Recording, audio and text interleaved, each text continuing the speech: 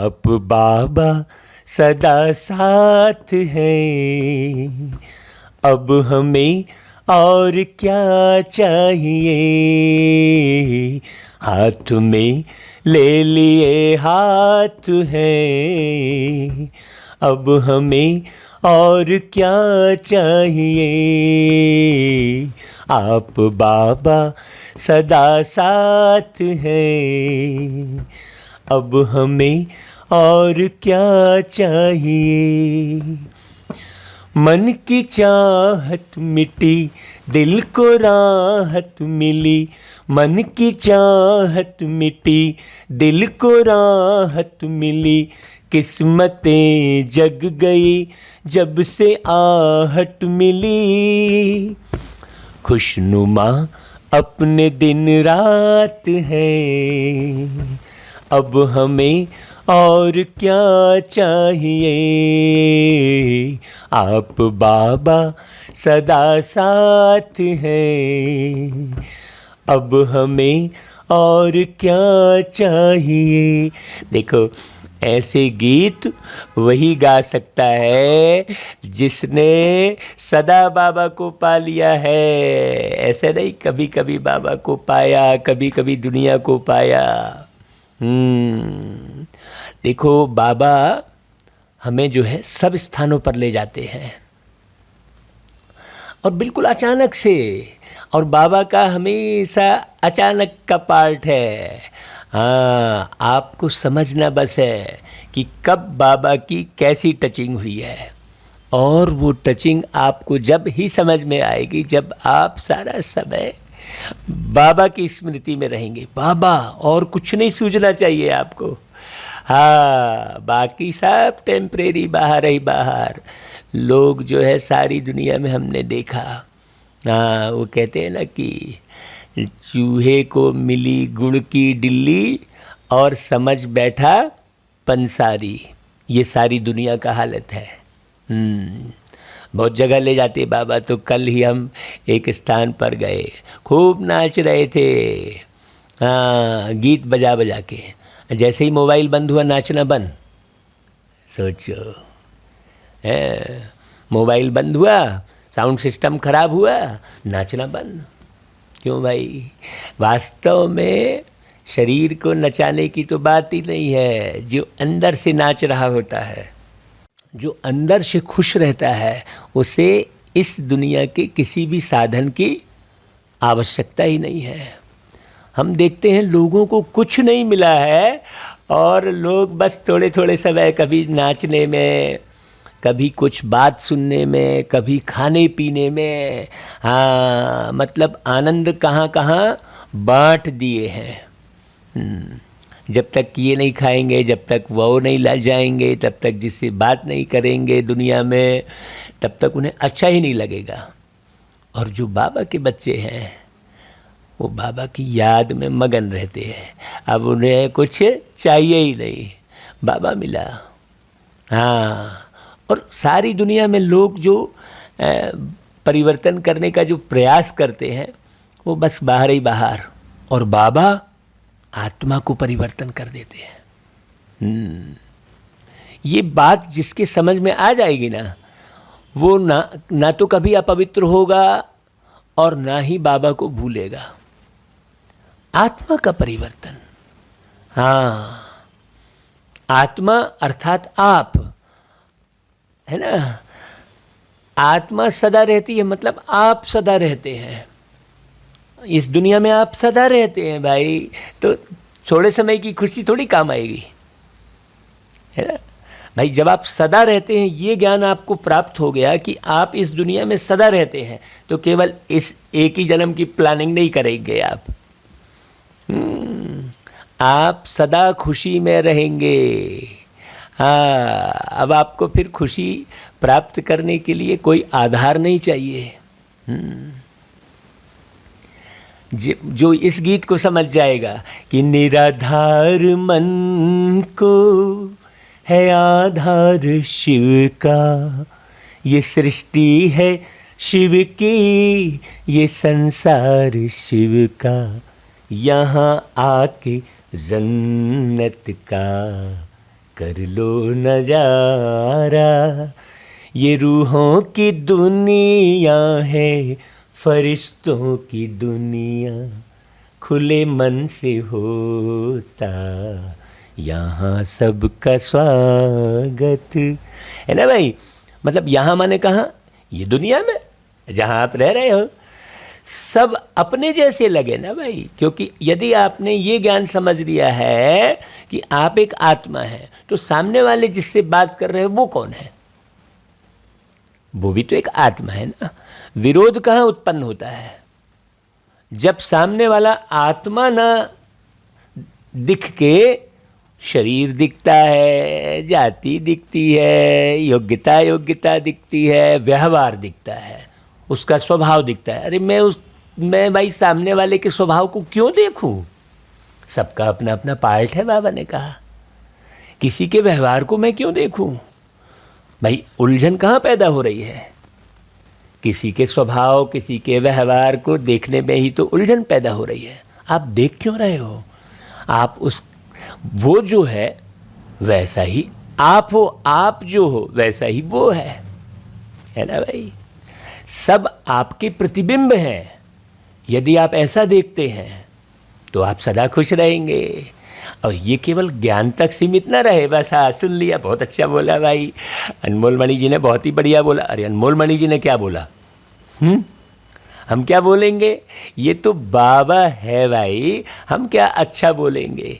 बाबा धरती पर आकर सारी बातें जो है बताते हैं और आत्मा का परिवर्तन करते हैं। दुनिया में तो पेट और किडनी और लीवर और हृदय और इसमें ही चक्कर में पड़े हुए हैं। दुनिया वालों को ये पता नहीं है कि आत्मा का परिवर्तन हो जाएगा। आत्मा जो फंसी पड़ी है दुनिया भर में, यदि वो उस जाल से निकल जाएगी तो शरीर अपने आप बेस्ट हो जाएगा, है कि नहीं भाई? क्योंकि आत्मा शरीर से निकली मतलब आप शरीर से निकले तो शरीर तो गया ना, फिर उसमें क्या इंजेक्शन और क्या दवाई? सोचो, है ना भाई? तो खाने वाली आत्मा, व्यवहार निभाने वाली आत्मा, लोग शरीर तक ही पड़े हुए हैं। जहाँ देखो बाबा इसलिए ले जाते हैं। तो भाई हम जाते हैं सब जगह, और जाते हैं तो हमें बाबा की और ज़्यादा याद आती है। कहीं भी जाते हैं तो देखते कुछ भी नहीं है, सब खोखला। कहीं भी बाहर जाते हैं, कहीं भी चले जाते हैं, बड़े बड़े प्रसिद्ध लोग होते हैं, लोग उनके पीछे भाग रहे होते हैं, उनके चरण धो रहे होते हैं, और हम ये सोचते हैं यार ये इनके पीछे भाग रहे हैं, इनके चरण धो रहे हैं और इन्हीं में डिपेंडेड है। अगर ये शरीर छोड़ दिए तो ये तो शरीर छोड़ेंगे ही, फिर उसके बाद फिर कहाँ जाएंगे? देखो, बाबा के ज्ञान में, बाबा में और दुनिया वालों में और दुनिया के ज्ञान में जमीन आसमान का अंतर है। क्यों? क्योंकि सारे लोग केवल जमीन को ही देख रहे हैं और हमारा बाबा आसमान से भी उस पार का निवासी है, तो अंतर तो होगा भाई। बाबा देखो सदा प्रसन्न रहे, उसके लिए बाबा मुरली चलाते, सदा खुश रहे। बाबा का एक ही लक्ष्य, बच्चे ऐसी बात कुछ जान जाएं, वो सच्चाई को समझ जाएं, उस पवित्रता को धारण कर लें तो सदा प्रसन्न रहेंगे। बाबा धरती पर आकर वो पवित्रता सिखा रहे हैं। आप पवित्रता को अच्छी रीति समझ जाएंगे तो आपका खान पान अपने आप सुधर जाएगा। यदि आप दुनिया के हिसाब से खान पान कर रहे हैं, रहन सहन कर रहे हैं, बोली वाणी चला रहे हैं दुनिया के हिसाब से, इसका मतलब आपने अभी पवित्रता को समझा नहीं है। जीभ इधर उधर भाग रही है, आंखें उधर उधर भाग रही हैं, कान इधर उधर लग रहे हैं, इसका मतलब आपने अभी पवित्रता को समझा नहीं है। बहुत गहरी बात है। बाबा बहुत गहरी गहरी बातें बताते हैं, क्योंकि बाबा अशरीरी है भाई। तो सदा प्रसन्न कैसे रहे बताओ भाई? तो आज जो है बाप दादा चारों ओर के बच्चों को देख रहे थे, चारों ओर के, माने सारे संसार को देख रहे थे भाई। कैसे देख ले रहे बाबा सारे संसार को? क्योंकि अशरीरी है। आप शरीर में बैठकर सारे संसार को नहीं देख सकते। आप अशरीरी होकर सारे संसार को देख सकते हैं, आप भी। लेकिन आप हमेशा अशरीरी रहते नहीं है, इसलिए यहाँ ही उलझे रहते हैं। देखो, आपको सारी दुनिया देखना है ना, बहुतों को सारी दुनिया देखने की इच्छा रहती है, ये देश जाऊँ, वो देश जाऊँ, वो राज्य जाऊँ, वो घूमूँ। आप अशरीरी हो जाओ, गारंटी है आपको सारी दुनिया बैठे बैठे दिखाई देगी। और सारी दुनिया आप देखने जाते हो तो देखते क्या हो? वही झाड़ पेड़, वही नदी, वही पहाड़ और वैसे ही लोग। तो क्यों ना अशरीरी होकर देखने का आनंद जो ले लिया, वो सब कुछ पा लिया। तो बाबा ने क्या देखा? हर एक बच्चा स्वयं हर समय कितना प्रसन्न रहता है, ये वॉच किया बाबा ने। हर एक बच्चा बाबा ने बोला है ना, हर समय, है ना। ऐसा नहीं कि सुबह प्रसन्न है तो शाम को नहीं है, तो दोपहर को नहीं है, तो फिर ये चीज़ नहीं मिली तो वो चीज़ नहीं मिली। अरे उलझाइए, अरे आत्मा को तो कोई चीज़ चाहिए ही नहीं भाई, है। आत्मा को ना खाना चाहिए, ना हवा चाहिए, ना पानी चाहिए, कुछ भी नहीं चाहिए। यदि आप आत्माभिमानी स्थिति में हैं तो शरीर की संभाल बिल्कुल अलग रहकर करेंगे आप। हाँ, वो चाहिए वाला ख्याल नहीं रहेगा। चाहिए सब जीभ को, चाहिए सब कान को। बहुत बारीक बात है, कान नाक मुख से तुम अलग हो। प्रसन्नता मुख्य इसी में आने वाली है, बाकी आपको किसी भी चीज़ में प्रसन्नता नहीं आने वाली है। चाहे आप कोई भी गीत सुन के नाच लो, कितने समय आप गीत सुनोगे और कितने समय नाचोगे, है कि नहीं भाई। तो बाबा ने कहा कि देखो, हर एक बच्चा स्वयं हर समय कितना प्रसन्न रहता है, साथ साथ दूसरों को स्वयं द्वारा कितना प्रसन्न करते हैं। देखो क्या बोल रहे हैं बाबा, दूसरों को स्वयं द्वारा ना, और किसी माध्यम नहीं। हाँ, ये भाई आपने कुछ खिला पिला के प्रसन्न कर दिया तो आप कब तक खिलाएंगे? स्वयं द्वारा। मतलब अब आगे सुनना मुरली, कितनी गजब की बात है। दूसरों को स्वयं द्वारा कितना प्रसन्न करते हैं। एक एक शब्द को बहुत गौर करके सुनना, क्योंकि परमात्मा सर्व प्राप्तियों के प्रत्यक्ष स्वरूप में प्रसन्नता ही चेहरे पर दिखाई देती है। भाई जिसको बाबा मिला है उसके चेहरे में कितनी खुशी दिखाई देगी। मुंह लटका है, अरे तो काहे का बाबा मिला है, तुम ओम शांति भी ढंग से नहीं बोल रहे हो, तो काहे का बाबा मिला है तुमको, है ना भाई। प्यार भरी दृष्टि भी नहीं दे रहे हो, आत्मी प्यार से भरी हुई, है ना। अपनापन महसूस नहीं हो रहा है, प्रसन्नता में सब आ गया। हाँ, प्रसन्नता को अगर अच्छे से आप संधि विच्छेद करके एक एक शब्द का अर्थ निकालोगे तो गजब का अर्थ आएगा भाई। तो प्रसन्नता ब्राह्मण जीवन का विशेष आधार है। अल्पकाल की प्रसन्नता और सदाकाल की संपन्नता की प्रसन्नता। अल्पकाल की प्रसन्नता, हाँ, वो गुरु मिल गया, वो चेला मिल गया, वो भाई मिल गया, वो बंधु मिल गया, वो वस्तु मिल गई, वो खाना मिल गया, वो कपड़ा मिल गया, ये क्या हुआ? अल्पकाल की प्रसन्नता। और सदाकाल की संपन्नता की प्रसन्नता, इसमें रात दिन का अंतर है। हमने जमीन आसमान का अंतर कहा था, हमने रात दिन का अंतर कहा। देखो कितनी अच्छी बात। वो प्रसन्नता रात और सदाकाल की प्रसन्नता दिन, क्योंकि सारे कार्य आप दिन में ही कर सकते हो, अंधेरे में क्या करोगे। तो अल्पकाल की प्रसन्नता अल्पकाल के प्राप्ति वाले के चेहरे पर थोड़े समय के लिए दिखाई जरूर देती है, लेकिन रूहानी प्रसन्नता स्वयं को तो प्रसन्न करती ही है, परंतु रूहानी प्रसन्नता की वाइब्रेशन अन्य आत्माओं तक भी नेचुरल रूप में पहुंचते हैं। आपको पता नहीं लगेगा। अब आप चेक करिए कि आपके पास रूहानी प्रसन्नता है या जिस्मानी प्रसन्नता है, तत्वों की प्रसन्नता है कि रूहानी प्रसन्नता। बहुत अच्छी मुरली आपको समझ में आएगी, देखना, बहुत ध्यान से सुनना भाई। तो रूहानी प्रसन्नता स्वयं को तो प्रसन्न करती है, अन्य आत्माएं भी शांति और शक्ति की अनुभूति करती है। उस प्रसन्नता में क्या समाई हुई होती है?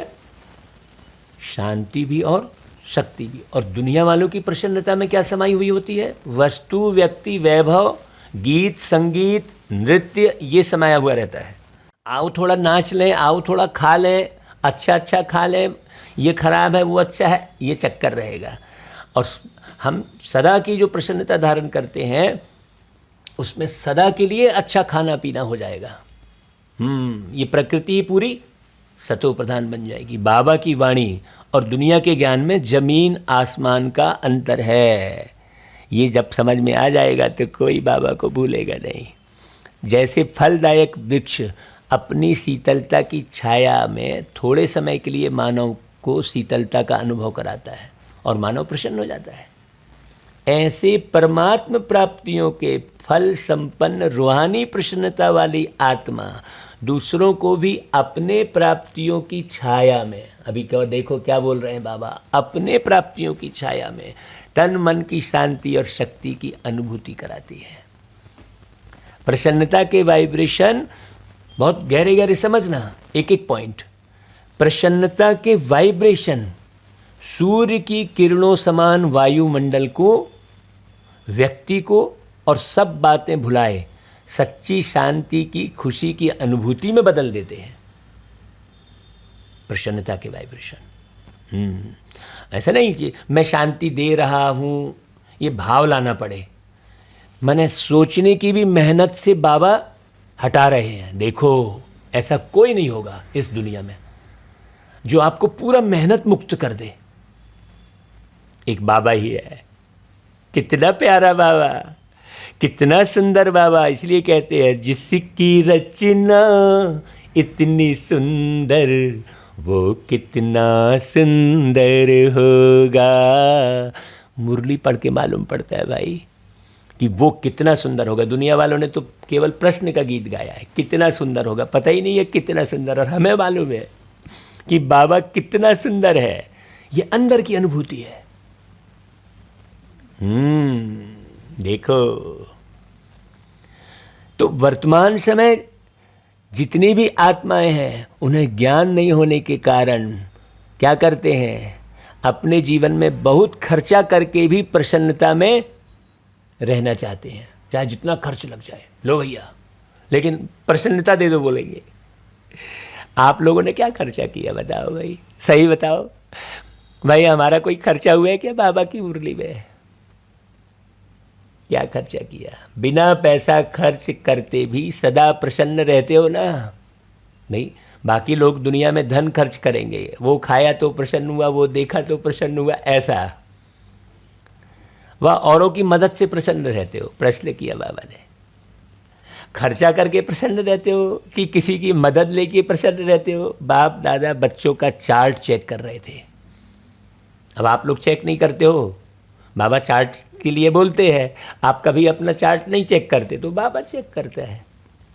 और यदि आप चेक करके चेंज करोगे तो पुरुषार्थ और फायदा आपका कहलाएगा।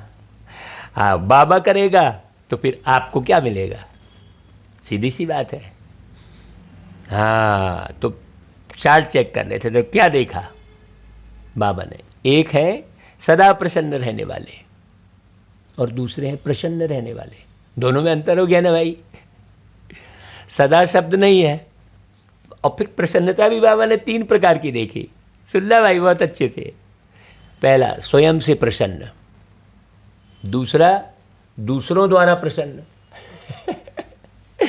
और तीसरा सेवा द्वारा प्रसन्न। जब सेवा की तब अच्छा लगा और कोई मिला तो अच्छा लगा।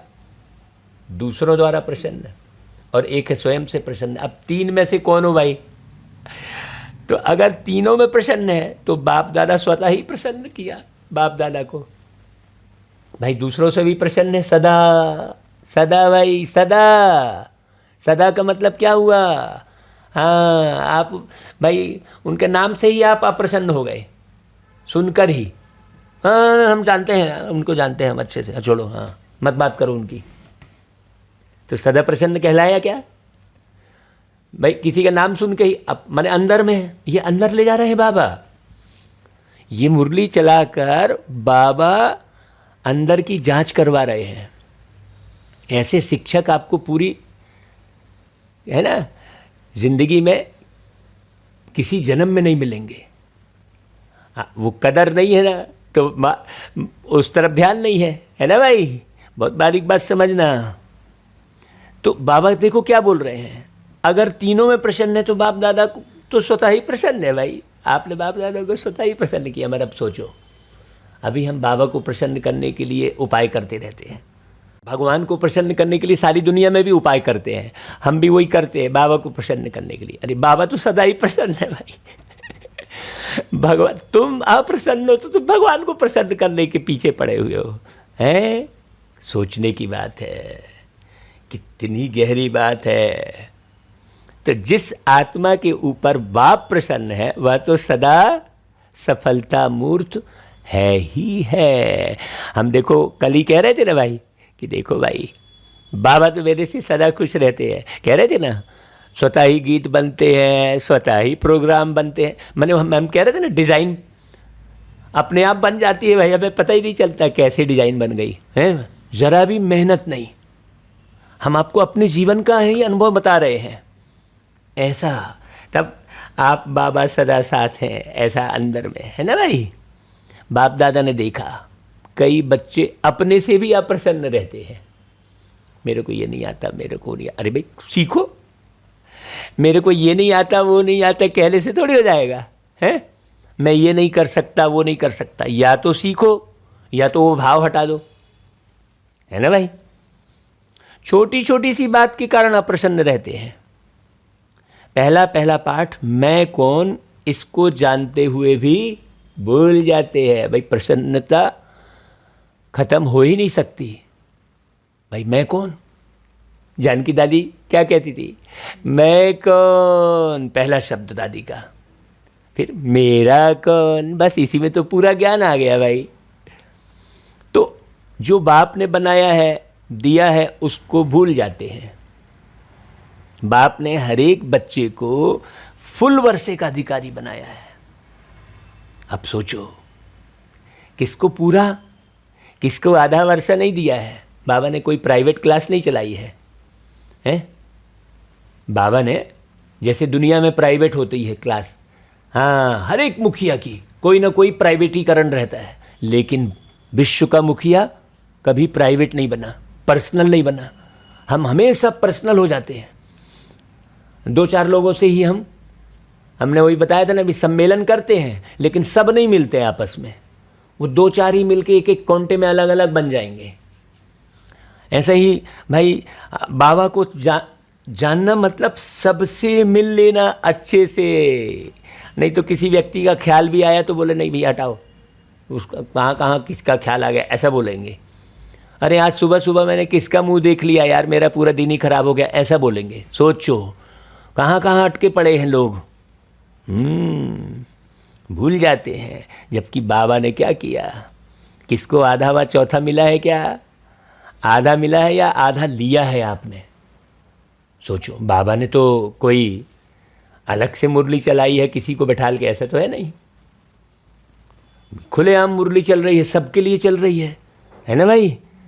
हम भी कहते हैं भाई ये मुरली सबको भेजो आप।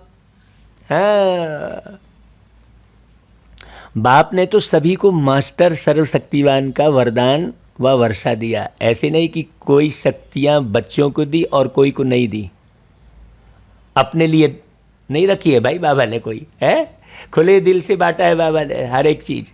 सर्वगुण संपन्न बनाया है, सर्व प्राप्ति स्वरूप बनाया है।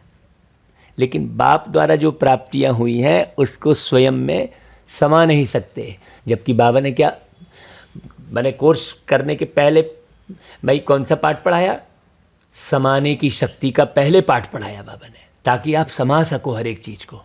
देखो, मुरली सुनाने के पहले इसलिए 7 दिन का कोर्स किया जाता है कि आप एक एक चीज़ को अच्छे से समझ लो। जो 7 दिन के कोर्स को अच्छे से समझ जाएगा वो मुरली कभी नहीं छोड़ेगा। हाँ, इसलिए 7 दिन के कोर्स का महत्व है बहुत बड़ा, है ना, बेसिक है ना भाई वो। तो बेसिक आपने जब तक नहीं जाना, हाँ, जिसने 7 दिन का कोर्स अच्छे से नहीं किया है वो ज़रा बताओ भाई हमको। हाँ, अगर 7 दिन का कोर्स पूरी तरह अच्छे से कर लिया है और नहीं किया तो अभी कर लो फिर से। क्योंकि 7 दिन का कोर्स जब तक नहीं करोगे आप मुरली में मगन नहीं होगे अच्छे से। तो समाने की शक्ति, धारणा करने की शक्ति सब सिखाई है बाबा ने। तो जैसे स्थूल धन व साधन प्राप्त होते भी खर्च करना ना आए, वह साधनों को यूज करना ना आए, तो प्राप्ति होते भी उससे वंचित रह जाते हैं। बहुत लोग बहुत सारी सामग्री घर में बटोर बटोर के रखते हैं, उसका यूज ही नहीं करते हैं, ख़त्म हो जाते। कई ऐसे कहानी सुनने मिलती है, किससे मिलते हैं कि अरे वो लाया था, अब फलाने समय में यूज करेंगे ठिकाने में, और पता चला वो शरीर छूट गया, सामान यहीं का यहीं पड़ा है। कितने लोग, हम एक जगह गए थे तो वहाँ देखा पूरा गोडाउन भरा पड़ा है, बटोर बटोर के रख लिया, शरीर छूट गया। अब उसको बेचे कौन और रखे कौन? हो गया घर में कोई नहीं, अब पड़ा है, रह गया सामान। देखो बाबा किस प्रकार से चलना सिखा रहे हैं, खूब बटोर के रख। अरे भाई हाँ, आप सार्वजनिक व्यक्ति हो तो भाई लोग आएंगे जाएंगे तो ढेर सामग्री की आवश्यकता पड़ेगी, बिल्कुल पक्की बात है ना भाई। आप सार्वजनिक आश्रम चला रहे हो, कई लोग ये कहते हैं अरे आश्रम वाले भी तो बटोरते हैं, लेकिन इस बात को बहुत अच्छे से समझने की ज़रूरत है कि आश्रम वाले जो बटोरते हैं वो किसके लिए बटोरते हैं? वो अपने लिए थोड़ी बटोर रहे हैं। वो तो भाई लोग आएंगे, भगवान को समझेंगे, जानेंगे, ना भाई उनको सुविधा तो मिले, सुविधा चाहिए ना भाई, है? कोई गर्मी वाला आएगा, कोई सर्दी वाला आएगा, तो हर एक चीज़ सार्वजनिक रूप से होती है। हाँ, उसी में वो भी यूज कर लेते हैं, बस इतनी सी तो बात है। लेकिन गृहस्थ में रहकर केवल अपने लिए बटोरा और उसका उपयोग भी नहीं किया। क्यों? क्योंकि इतना ज़्यादा बटोर के रखते हैं। हम एक बार हॉस्पिटल में गए थे तो डॉक्टर के यहाँ, हम वो मित्र हैं हमारे, तो हम उन्होंने अपना घर दिखाया तो हमने देखा कि ऊपर छत में ढेर सारा सामान पड़ा है। हमने कहा क्यों भाई डॉक्टर साहब, आप ये इतना सारा सामान जो रखे हो यहाँ पर ऊपर में, कूलर और ये वो पड़ा है, वो है बटोर बटोर के सब रखा है। हमने कहा ये क्या यूज है? बोले नहीं कभी, तो ये क्या मतलब है? हाँ, इसलिए फिर उनको बताया कि भाई जितनी सामग्री आप वेस्ट सामग्री जो यूज नहीं हो रही है वो डेड हो गई है ना भाई। तो मुर्दे घर में कौन रहता है? जो डेड है ना भाई, वहाँ क्या रहेगा? नेगेटिव एनर्जी रहेगी। ऐसा करके समझाया। हाँ, लोग समझते ही नहीं है, सामान को बटोर। तो भाई हाँ आप तो सही बोल रहे हैं, बोला डॉक्टर साहब ने। हमने कहा भाई साहब आप कमा रहे हो और बटोर बटोर के ये छत पे पड़ा है। कई ऐसे हैं, हम देखते हैं मकान पड़े हैं खाली, ना वो खुद रह रहे हैं, ना किराए से दे रहे हैं, ना उसे बेच रहे हैं किसी को, ना कोई आश्रम के लिए सहयोग दे रहे हैं। एक एक शहर में हम ना जाने कितने मकान ऐसे ही पड़े रहते हैं। किसकी प्रॉपर्टी है भाई? बस उसकी है, वो किसी को ना दे रहा है, ना बेच रहा है, ना किराए पे दे रहा है, पड़ा है। वो बस वो मकान को देख देख के ही बस वो हो रहा है, ख़त्म हो जाएगा। तो वो आत्मा क्या होगी भाई? जो आत्मा इस तरीके का नेचर रखती है, वो आत्मा शरीर छोड़ने के बाद क्या होगी उसकी हालत? भटकेगा ना, वो भटकेगा ना, क्योंकि छूट गया सब। ये बात बारीक समझने की है। इसलिए हम विस्तार से आपको ये सब बातें बता रहे हैं। तो बाबा जो कह रहे हैं कि साधनों को यूज करना ना आए तो प्राप्ति होते भी उससे वंचित रह जाते हैं ना, तो बाबा भी बहुत ज्ञान सुना रहे हैं, लेकिन उसका उपयोग जो नहीं करते हैं वो क्या कहलाया? वो भटकती आत्मा कहलाएगी ना भाई। ऐसे सब प्राप्तियां व खजाने सबके पास हैं, लेकिन कार्य में लगाने की विधि नहीं आती और समय पर यूज करना नहीं आता है। फिर कहते हैं मैं समझती थी कि यह करना चाहिए या नहीं करना चाहिए, लेकिन उस समय भूल गया। क्यों? कारण भाई, है ना भाई? नहीं, मैं बिल्कुल बोलने वाला था, मैं यही बात बताने वाला था, लेकिन मैं बोल नहीं पाया। ऐसा बाबा मुरली में कह रहा है। सुनो बहुत अच्छे से, झांको, ये मुरली दर्पण है। बाबा कहता है फिर क्या कहेंगे? अभी समझती हूँ कि ऐसा नहीं होना चाहिए। उस समय 1 सेकंड भी निकल गया तो सफलता की मंजिल पर पहुंच नहीं सकते, क्योंकि समय की गाड़ी निकल गई। तो वो गीत है ना भाई, समय का पहिया चलता जाए। हाँ, चाहे 1 सेकंड लेट किया, चाहे 1 घंटा लेट किया, समय निकल तो गया ना। बाबा के घर में सेकंड की वैल्यू है। समय तो निकल गया ना भाई। और जब समय की गाड़ी निकल जाती है तो फिर स्वयं से दिल शिकस्त हो जाते हैं और अप्रसन्नता के संस्कार इमर्ज होते हैं। बाबा देखो बहुत डीप समझा रहे हैं। मेरा भाग्य ही ऐसा है, मेरा ड्रामा में पार्टी ऐसा है, ऐसा फिर बोलने लग जाएंगे। बाबा ने पहले भी सुनाया भाई कि स्व से अप्रसन्न रहने के मुख्य 2 कारण होते हैं। एक दिल शिकस्त होना और दूसरा कारण होता है दूसरे की विशेषता, भाग्य व पार्ट को देख ईर्ष्या उत्पन्न होना। यही होता है। हिम्मत कम होती है और ईर्ष्या ज़्यादा होती है। जब कोई दूसरों को देखेंगे तब कहेंगे हाँ यार मुझे भी ऐसा करना है, उसने ऐसा किया ना मैं भी ऐसा करूँगा। वो ईर्ष्यावश करते हैं। दिल शिकस्त भी कभी प्रसन्न नहीं रह सकता और ईर्ष्या वाला भी कभी प्रसन्न नहीं रह सकता। वो कोई कहे ना मैं अंदर से प्रसन्न हूँ, आपको क्या मालूम है? नहीं, प्रसन्नता बोल में, चेहरे में, गीतों में, नृत्य में अलग दिखाई देती है। ऐसे नाचने वाले तो ढेर हीरो और हीरोइनें हैं, हाँ, लेकिन उनकी ज़िंदगी जाकर देखो आप, उनका अंतिम हश्र देखो आप। यूट्यूब पर तो सब देखने मिलता है। समझने के लिए देखो, फंसने के लिए मत देखो। तो बाबा कहता है कि भाई ईर्ष्या वाला भी कभी प्रसन्न नहीं रह। क्यों? क्योंकि दोनों हिसाब से ऐसी आत्माओं की इच्छा कभी पूर्ण नहीं होती और इच्छाएं अच्छा बनने नहीं देती, इसलिए प्रसन्न नहीं रहते। प्रसन्न रहने के लिए सदा एक बात बुद्धि में रखो। देखो बारीकी से सुनना भाई, इसको अंडरलाइन करना है ना भाई।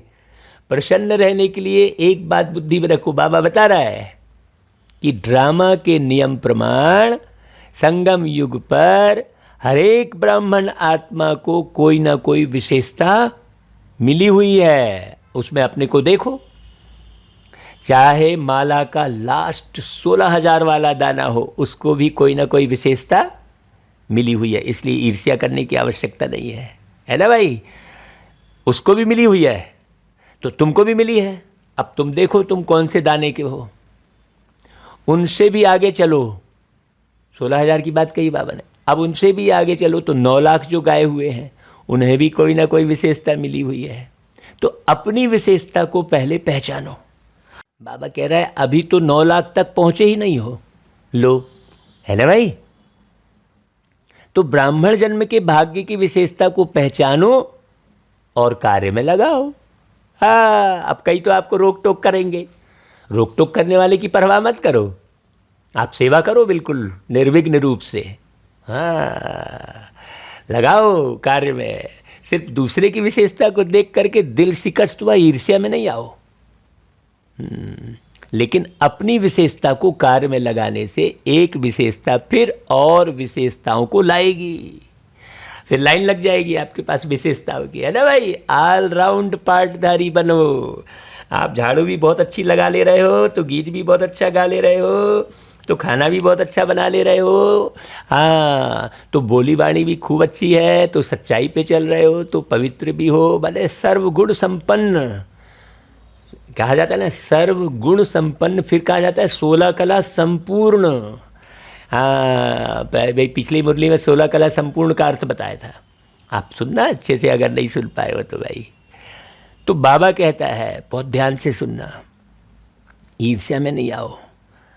हाँ, अपनी विशेषता को कार्य में लगाने से एक विशेषता फिर कई विशेषताओं को लाएगी। अभी हाँ, एक के आगे बिंदी लगती जाएगी तो कितने हो जाएंगे भाई। एक को एक बिंदी लगाओ तो 10 बन जाता है, फिर दूसरी बिंदी लगाओ तो 100, है ना भाई, बन जाओ। तीसरी लगाओ तो, चौथी लगाओ तो 5। देखो यह हिसाब तो आता है ना भाई। कार्य में लगाना अर्थात बढ़ना, आपकी विशेषताएं बढ़ते चले जानी चाहिए। हाँ, कहते हैं ना भाई, पहले तुम इतने अच्छे से ये कार्य नहीं कर रहे थे लेकिन अभी बहुत अच्छा कर रहे हो, ऐसा कहते हैं ना भाई। हाँ, तो कार्य में लगाओ, दूसरों को नहीं देखो, अपनी विशेषता को कार्य में लगाओ। आपको जो जो आता है उसको लगाओ भाई। आपको जो विशेषता आती है वो आप ही तो कार्य में लगाओगे। अब कोई तुम्हारी दूसरे व्यक्ति तुम्हारी विशेषता देख के तुम्हें आमंत्रित करे और फिर कार्य में लगाए, इस इंतजार में रहोगे तो कोई नहीं बुलाने वाला है। क्यों? क्योंकि कोई किसी की विशेषता इस दुनिया में देख ही नहीं रहा है। बाबा ने क्या बोला? अपनी विशेषता को कार्य में लगाओ, दूसरे को नहीं देखो। जैसे देखो, बाप दादा सदा भोली भंडारी का मिसाल देते हैं। भाई उस समय भोली दादी थी ना। हाँ, महारथियों का नाम कभी आएगा लेकिन इनका नाम आता है। जो विशेषता थी वह कार्य में लगाई। चाहे भंडारा ही संभालती है लेकिन विशेषता को कार्य में लगाने से विशेष आत्माओं के मिसल गाई जाती है। सभी मधुबन का वर्णन करते तो दादियों की भी बातें सुनाएंगे तो भोली की भी सुनाएंगे। भाषण तो नहीं करती लेकिन विशेषता को कार्य में लगाने से स्वयं भी विशेष बन गई। बाबा ने उदाहरण क्यों दिया? हाँ, आपके पास जो विशेषता है आप उसी में संपन्न बनो, आप ढूंढो अपने आप को, है ना भाई। फिर और विशेषता तो आपके पास आती ही जाएगी, बाबा ने कहा है। लेकिन आपके पास कौन सी विशेषता है उसको कार्य में लगाओ। दूसरे भी विशेष नज़र से देखते तो प्रसन्न रहने के लिए क्या करेंगे भाई? कितनी पॉइंट बताई प्रसन्न रहने के लिए बाबा ने? प्रसन्न रहने के लिए विशेषता को कार्य में लगाओ तो वृद्धि हो जाएगी, और जब सर्व आ गया तो संपन्न हो जाएंगे। और प्रसन्नता का आधार है संपन्नता। जो स्व से प्रसन्न रहते वह औरों से भी प्रसन्न रहेंगे, सेवा से भी प्रसन्न रहेंगे। जो भी सेवा मिलेगी उसमें औरों को प्रसन्न कर सेवा में नंबर आगे ले लेंगे। सबसे बड़े से बड़ी सेवा आपकी प्रसन्न मूर्त करेगी। तो सुना क्या चार्ट देखा भाई? अच्छा, तो सुना भाई क्या चार्ट देखा बाबा ने? अच्छा भाई, टीचर्स को आगे बैठने का भाग्य मिला है, क्योंकि पंडा बनकर आती है तो मेहनत बहुत करती है। एक को सुखधाम से बुलाएंगे तो दूसरे को विशाल भवन से बुलाएंगे, एक्सरसाइज अच्छी हो जाती है। बाबा मधुबन की बात कर रहे हैं भाई, एक्सरसाइज अच्छी हो जाती है। सेंटर पर तो पैदल करती नहीं हो। जब शुरू में सेवा आरंभ की तो पैदल जाती थी ना, आपकी बड़ी दादियाँ भी पैदल जाती थी। सामान का थैला हाथ में उठाया और पैदल चली। बहुत गहरे इशारे दे रहे हैं बाबा। आजकल तो आप सब बने बनाए पर आए हो, तो लक्की हो ना भाई। बने बनाए सेंटर मिल गए हैं, अपने मकान हो गए हैं। पहले तो जमुना घाट पर रही थी दादियाँ, एक ही कमरा, रात को सोने का और दिन को उसी में सेवा होती थी। लेकिन खुशी खुशी से जो त्याग किया उसी के भाग्य का फल अभी खा रही हैं दादियाँ। दादियाँ भी थी उस समय जब बाबा की मुरली चली, तो है ना भाई। फल खाना तो बहुत सहज है ना। अब ऐसे फल स्वरूप क्वालिटी निकालो। देखो बाबा क्या इशारे दे रहे हैं, समझा? आपको सब मिल गया, अब आप लोगों को भी तो दो भाई, तब तो आपकी कमाई है। क्वांटिटी तो है ही, और यह भी चाहिए है। 9 लाख तक जाना है तो क्वांटिटी और क्वालिटी दोनों चाहिए। लेकिन 16,000 की पक्की माला तो तैयार करो। बाबा कह रहा है, देखो आज कौन सी तारीख है भाई मुरली की? 5 दिसंबर। 5 दिसंबर 2021 को बाबा क्या इशारे दे रहे हैं भाई? मुरली तो 5 दिसंबर को चल रही है ना, कि अभी तक भी 16,000 तैयार नहीं हुए हैं। कितनी मार्जिन है? जागो जल्दी जल्दी, 16,000 की पक्की वाला तो तैयार करो। अभी क्वालिटी की सेवा पर विशेष अंडरलाइन करो। क्वांटिटी तो बहुत हो गई। हाँ, इसलिए हम कहते हैं कि भाई कलाकारों को बिठाओ एक अलग, डॉक्टरों को बुला के बिठाओ अलग अलग, भले 10-20 हों, है कि नहीं भाई? फिर देखो क्वालिटी की सेवा। हर ग्रुप में टीचर्स भी आती, कुमारियाँ भी आती, लेकिन निकलती नहीं है। देखो बाबा क्या बोल रहे हैं। मधुबन अच्छा लगता है, बाप से प्यार भी है, लेकिन समर्पण होने में सोचती है। जो स्वयं ऑफर करता है वह निर्विघ्न चलता है, और जो कहने से चलता है वह रुकता है फिर चलता है। वह बार बार आपको ही कहेंगे, हमने तो पहले ही कहा था सरेंडर नहीं होना चाहिए। ऐसा कोई सोचती है इससे तो बाहर रहकर सेवा करे तो अच्छा है। लेकिन बाहर रहकर सेवा करना और त्याग करके सेवा करना, इसमें अंतर जरूर है ना भाई, है? प्रयास क्या करना चाहिए? सोचो, जो समर्पण के महत्व को जानते हैं वह सदा ही अपने को कई बातों से किनारे हो आराम से आ गए हैं। कई मेहनत से छूट गए। तो टीचर्स अपने महत्व को अच्छी रीति जानती हो ना। नौकरी और यह सेवा दोनों काम करने वाले अच्छे व एक काम करने वाले अच्छे, समझने की ज़रूरत है। उन्हों को फिर भी डबल पार्ट बजाना पड़ता है। बल निर्बंधन है, फिर भी डबल पार्ट तो है ना। आपका तो एक ही पार्ट है। प्रवृत्ति वालों को 3 पार्ट बजाना पड़ता है, एक पढ़ाई का, दूसरा सेवा का और साथ साथ प्रवृत्ति को पालने का, है ना भाई। एक पढ़ाई का और दूसरा सेवा का, भाई धंधा धोरी भी देखना है? आप तो सब बातों से छूट गई ना भाई।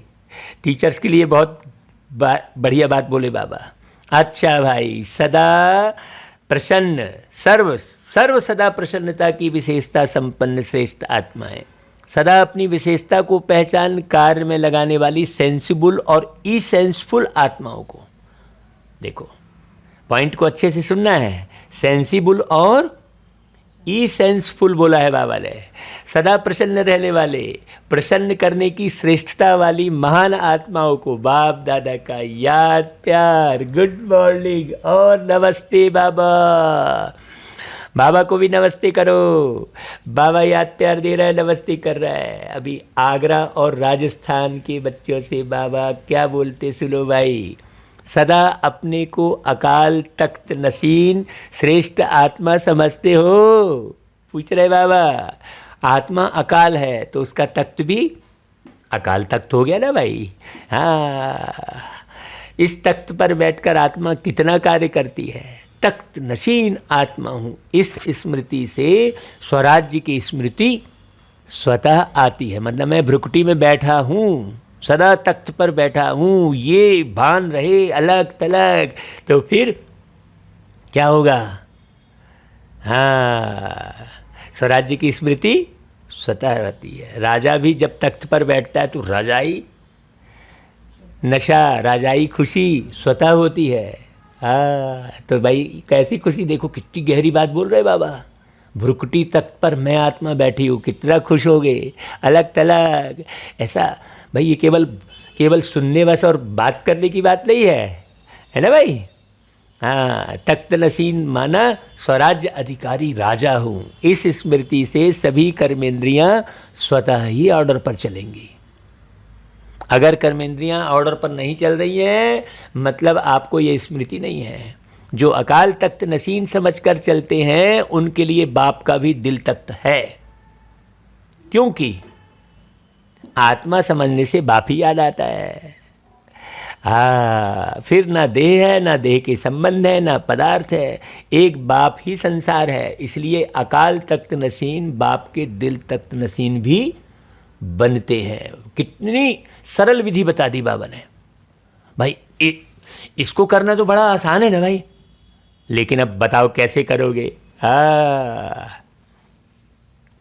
है गहरी बात। ऐसे थोड़ी हम बात नहीं कर रहे हैं, हम मोबाइल नहीं कर रहे हैं, किसी से बात नहीं कर रहे, कहीं जा रही। अरे भाई, सब कार्य करते हुए आप तो बैठे ही हो ना। तो बाबा कहता है, बाप के दिल में ऐसे बच्चे ही रहते हैं जो एक बाप दूसरा ना कोई है। तो डबल तख्त हो गया। जो सिकिलदे बच्चे होते हैं, प्यारे होते हैं, उन्हें सदा गोदी में बिठाएंगे, ऊपर बिठाएंगे, नीचे नहीं। तो बाप भी कहते हैं तख्त पर बैठो भाई, नीचे नहीं आओ। है, जिसको तख्त मिलता है वह दूसरी जगह बैठेगा क्या? आहा, एक एक लाइन कितनी गहरी। जिसको तख्त मिलता है वो दूसरी जगह। अब आप तो दूसरी जगह बैठ जाते हो, पूछो बैठते हो कि नहीं बैठते हो? फलाना ऐसा, ढिकाना ऐसा, ये दूसरी जगह बैठना हुआ कि नहीं हुआ? क्या गहरी गहरी बातें बोलते हैं भाई। तो अकाल तख्त व दिल तख्त को भूल देह की धरनी में मिट्टी में नहीं आओ। देह को मिट्टी कहते हो ना, मिट्टी तो मिट्टी में मिल जाएगी, ऐसे कहते हैं ना। तो देह में आना अर्थात मिट्टी में आना, सनना। धूल से सना हुआ अच्छा रहेगा क्या? जो रॉयल बच्चे होते हैं वह कभी मिट्टी में नहीं खेलते। परमात्मा बच्चे तो सबसे रॉयल हुए। तो तख्त पर बैठना अच्छा लगता है या थोड़ी थोड़ी दिल होती है मिट्टी में भी देख ले। कई बच्चों की आदत मिट्टी खाने की व मिट्टी में खेलने की होती है, तो ऐसे तो नहीं है ना। अरे भाई 63 जन्म तो मिट्टी से खेला, अब बाप तख्त नसीन बना रहे हैं तो मिट्टी से कैसे खेलेंगे। जो मिट्टी में खेलता है वह मैला होता है, तो आप भी कितने मैले हो गए। अब बाप ने स्वच्छ बना दिया, सदा इसी स्मृति से समर्थ बनो। शक्तिशाली कभी कमज़ोर नहीं होते। हाँ, मुरली सुनने में बोर वही होगा जो तख्त नसीन नहीं होता। नहीं तो उसको ऐसा लगेगा अरे यार बाबा की मुरली तो भाई चलती रहे, बाबा बिल्कुल ना जाए कभी। बाबा कहता है देखो सदा स्मृति से समर्थी बनते हो, शक्तिशाली कभी कमज़ोर नहीं होते। कमज़ोर होना अर्थात माया की बीमारी आना। अभी तो सदा तंदुरुस्त हो गए भाई, बाबा मिल गया, आत्मा शक्तिशाली हो गई। शरीर का हिसाब किताब अलग चीज़ है ना भाई। शरीर का हिसाब किताब मतलब आप जैसा खा रहे हो वैसा बन रहा है ना भाई। जैसा आप सोच रहे हो, जैसा व्यवहार कर रहे हो, वैसा आपका शरीर बन रहा है। हाँ, लेकिन मन शक्तिशाली हो गया है ना, शरीर कमज़ोर है, चलता नहीं है, वह तो अंतिम है, वह तो होगा ही। अब आप हमारे शरीर को देखोगे तो बोलोगे अरे यार ये क्या बोलेगा, ऐसा बोलोगे। एक जगह ऐसा ही हुआ था, वो बाद में फिर भाई वो अंदर अंदर मन में सोच लिया था हैं, फिर बाद में कहता है भाई जी हमको माफ़ कर दो। हमने कि काहे की माफ़ी भाई? बोले मैं आपके लिए ऐसा सोचा था। बोले तो शरीर देखा ना भाई, बाबा शरीर नहीं देखो कह रहा है बार बार। वाह भाई शरीर कमज़ोर है, होगा भाई, वो तो अंतिम है, वह तो होगा ही। आत्मा तो पावरफुल हो ना भाई, शरीर के साथ आत्मा कमज़ोर ना हो। तो सदा याद रखना कि डबल तख्त नसीन सो डबल ताजधारी बनने वाले। अच्छा भाई सभी संतुष्ट हो ना। संतुष्ट अर्थात प्रसन्न। सदा प्रसन्न रहते हो या कभी कभी रहते हो? कभी अप्रसन्न कभी प्रसन्न, ऐसे तो नहीं। कभी किसी बात से अप्रसन्न तो नहीं होते हो? पूछ रहे ना भाई बाबा, बात कर रहे बाबा। आज यह कर लिया, आज यह हो गया, कल वह हो गया, ऐसे पत्र तो नहीं लिखते हो। सदा प्रसन्न चित्त रहने वाले अपने रूहानी वाइब्रेशन से औरों को भी प्रसन्न करते हैं। ऐसे नहीं मैं तो प्रसन्न रहता ही हूँ। अरे तुम्हारे से भाई दूसरे भी तो प्रसन्न रहे। आपके अकेले प्रसन्न रहने से क्या आपको अकेले सतयुग में आना है क्या भाई है? लेकिन प्रसन्नता की शक्ति फैलेगी जरूर। हाँ, एक है आर्टिफिशियल प्रसन्नता और एक है अंदर की प्रसन्नता। तो और किसको भी प्रसन्न कर सको ऐसे हो या अपने तक ही प्रसन्न ठीक हो। दूसरों को भी करेंगे ना भाई, फिर तो अभी कोई पत्र नहीं आएगा है? बाबा को है ना भाई, मंदिर में जाके करते क्या है, आप प्रसन्न नहीं तो मंदिर जाते हैं। सोचो, नहीं तो फिर इसी शरीर में बैठकर आप दिव्य मूर्त बन रहे हो। ये शरीर ही मंदिर हो गया, जहाँ घर में रह रहे हैं वही मंदिर हो गया। बड़ी सोचने की बात है। मंदिर कहते थे, माने मन के अंदर क्या चीज़ है समझो। बाबा कहते हैं अब भाई पत्र नहीं आएगा, अगर कोई अप्रसन्नता का पत्र आए तो वापस उसको ही भेजे ना बिना पढ़े। देखो बाबा क्या बोल रहा है, यह टाइम और यह तारीख याद रखना। आज का टाइम और तारीख, भाई जितने भी बाबा के बच्चे सुन रहे हैं याद रखना कि भाई 5 दिसंबर 2021 को कौन सी मुरली चली, नहीं तो बार बार सुन लेना वापस।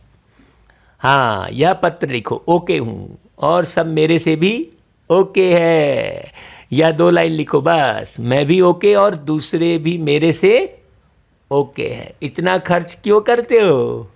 या तो 2 लाइन कार्ड पर ही आ सकती है और बार बार भी नहीं लिखो। लिखने की भी वास्तव में ज़रूरत नहीं है। ज़रूरत है क्या?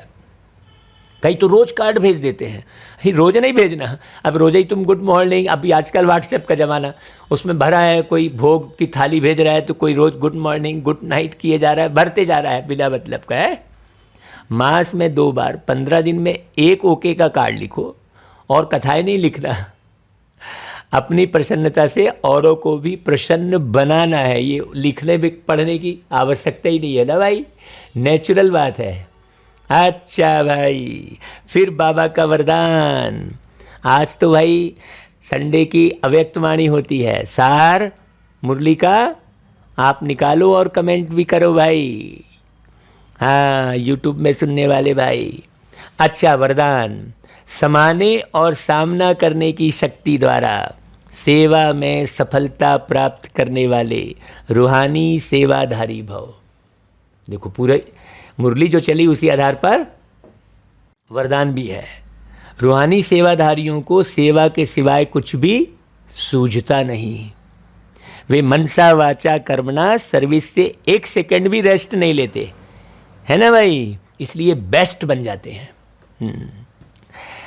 हाँ, एक लकीर का फर्क है, देखो, बेस्ट और वेस्ट में। सोचो, जो जमाने भर की लकीरें खींचता रहेगा वो है। हाँ, वे सेवाओं में सफलता प्राप्त करने के लिए सदा यही स्लोगन याद रखते हैं कि समाना और सामना करना, यही हमारा निशाना है। वे अपने पुराने संस्कारों को समाते हैं और सामना माया से करते, ना कि देवी परिवार से। हाँ, बहुत अच्छी बात, देखो, है ना। ऐसे बच्चे जो नॉलेजफुल के साथ साथ पावरफुल भी हैं, उन्हें ही कहा जाता है रूहानी सेवाधारी। अच्छा भाई, स्लोगन। छोटी बात को बड़ा नहीं करो, वातावरण को शक्तिशाली बनाओ। अच्छा भाई, ओम शांति। ये जो मुरली आज आपने सुनी, ये प्यारे बाबा ने दादी के तन में आकर 5 दिसंबर 89 को ही चलाई थी। हाँ, 89, और आज भी 5 दिसंबर ही है। कितनी वंडरफुल बात है, क्या मुरली मैच खाई है ना भाई। 5 दिसंबर को ही बाबा आए थे, बस सन का फर्क है। खुशियाँ मनाओ भाई। हाँ, 5 उंगलियां घी में कहते हैं। आज 5 तारीख है ना भाई, 5 तारीख, 5 उंगलियां घी में। 5 विकारों पर आज फाइनल विजय प्राप्त कर लो। 5 तारीख है ना भाई। चलो भाई, ओम शांति।